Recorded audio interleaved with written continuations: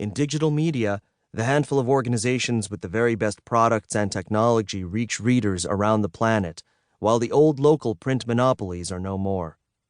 Consequently, if you want to sustain an upper-middle-class life as an investigative reporter or foreign correspondent, opportunities are fantastic at places such as The Times or Post or Wall Street Journal, the top handful of organizations with global reach, and brutal if you are in a second-tier organization. And long gone is the old pattern in which people who got hired at a leading media outlet could expect to remain employed there for decades doing mostly the same job.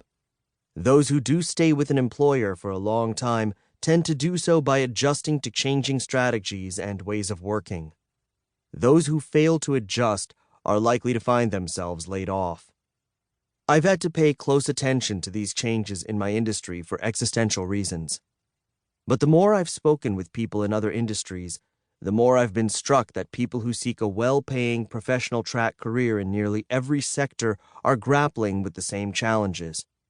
Reinvention of business models due to digital technology, the rise of a handful of successful superstar firms, and rapidly changing understandings around loyalty and the level of mutual commitment to the employee-employer relationship.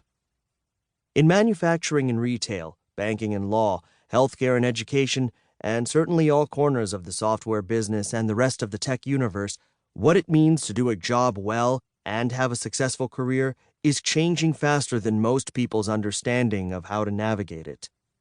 This has made the workplace seem scarier, particularly to mid-career people who suddenly find that their parents' advice, show up early, work hard, learn your craft, is no longer enough.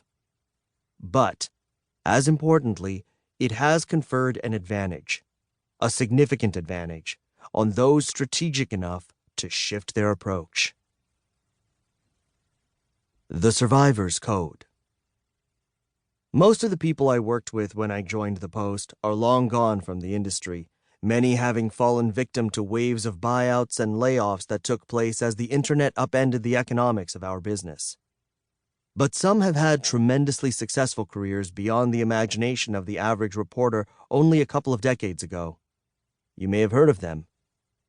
Mike Allen and Jim Vandehei were White House correspondents, attending press conferences and speeches and dutifully reporting what they heard when I was a young business writer.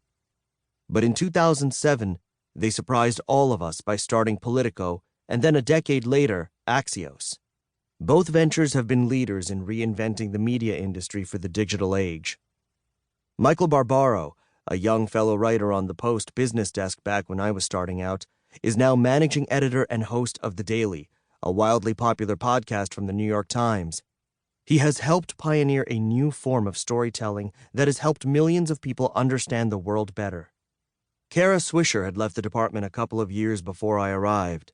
She would go on to be not just the leading tech journalist of our time at the Wall Street Journal and then as founder of Recode, but an innovator in building a media business model reliant on live events.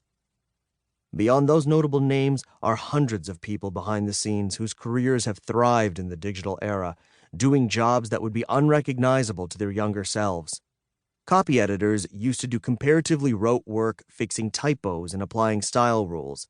They had a reputation for being crusty introverts. Those who have thriving careers now are, in effect, digital strategists. They try to figure out how to package each article in ways that will maximize its chance of finding an audience.